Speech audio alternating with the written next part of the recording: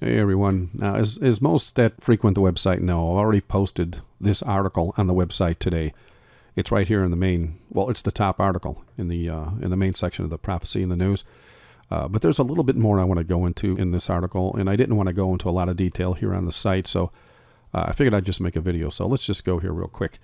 And I'm just going to read again what I posted in the article, because there's not a lot of information here. I mean, you can click this link here, and they go into a little bit more, but they really don't go into any great detail in this article. But it does say, in a speech at the wedding, Turkish President Recep Tayyip Erdogan declared that birth control is treason, and that couples should have more than 2 children in order to take Turkey above the level of modern civilizations. Now, notice this. Just a few weeks ago, the Pope visited Turkey, and you could see evidence of that all over the internet. I got a picture here of him doing it and all this other stuff. So they literally splattered this all over the world. And so some claim the Pope went there to talk to Islamic leaders about the, Christian persecution, when in fact that can't possibly be true. I mean, there's just so many reasons to make that statement I just made, but the main one is, if he was a real Christian, they would have killed him the moment he stepped off the plane. I mean, if you want to go after a group of Christians, aren't you going to go for their leader? But he's not a Christian. And still others claim that if they would have killed him, that would have caused too much political upheaval, and so the leaders of Islam wouldn't allow it. Yet they had no problem shooting John Paul II in his day. So their argument is exposed as ill-informed at best. The man's not a Christian. So that being said, why did he go? Well, this article makes it clear in my mind, and that article, of course, being the one that just came out. And as we already know, we have ample evidence that the popes of Rome wrote the Koran. If you go to the remnantofgod.org, just go to the RCC Expose and go to Pope wrote Koran. All right.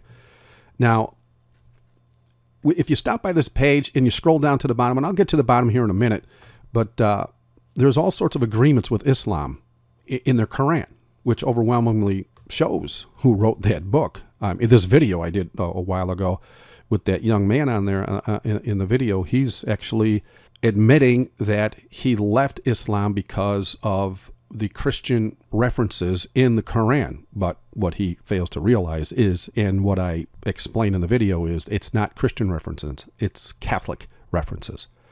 But anyway, what I see here with this Turkish president claiming that birth control is treason, this is hands down evidence that the Pope went to Turkey to educate the leaders of Islam, that his predecessors are the ones that wrote their holy book for political gain, and seeing how the leaders of Islam are more interested in political gain than pleasing their fabricated God Allah, they were in no way going to be offended by that kind of a revelation. Or could it be they already knew this, which is more likely as I can see, and the Pope was just there to tell them to toe the line regarding Vatican dogma and birth control because of its obvious benefits? I mean, basic reality is this. Not 3 weeks after the meeting with the Pope, the leaders in Turkey are echoing his commands regarding birth control almost to the letter. And why is this? Well, for the same reason the Roman Catholic priests in America did it decades ago. The late Bishop of St. Louis said it best when he said, if Catholics ever gain sufficient numerical majority in this country, religious freedom is at an end. So our enemies say, so we believe. So, and birth control, and you will have the numbers that you need in a comparatively short period of time. Both Rome and Islam use the exact same tactics of evangelization. As a matter of fact, if you scroll down a little bit, there's a new section on this page, and it has all sorts of agreements back and forth with, the Catholic Church teaches this, well, Islam teaches it too. It's uncanny how much agreement there is between these two religions.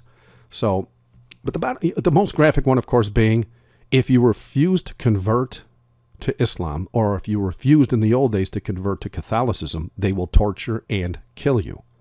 Therefore, they will also use the exact same methods of mass control, wherein they force their flock to have as many babies as possible so as to increase their numbers and assure success. What they all fail to realize is this, though. Their fallen God failed to mention one final detail. Jesus is still coming back, and they will not be successful.